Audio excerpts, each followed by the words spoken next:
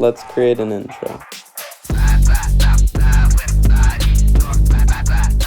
Before I start anything, let's call our client X2 Waavy to understand his vision for the project. It turns out he was just starting this channel and he needed an identity behind it. This made me think, what if we used a mascot for the intro? And I had a few reasons why. A mascot logo can be a powerful branding tool for a YouTube intro. It infuses personality, making it more memorable for an audience. At any given time, the character can act as a storytelling element. This will give our viewers a narrative to associate his brand with. Using a mascot would give us flexibility. Mascots can be adapted for different campaigns and promotions. And lastly, this creates brand consistency, something for your viewers to come back and recognize. While explaining the mascot for the identity, Waavy had mentioned the vlogs, which gave me an idea for our character. What if he jumped out of the camera into frame and smiled and waved at our guests? And now that we're done with phase 1 of brainstorming, what software will we even use? Well, introducing the designer's toolkit.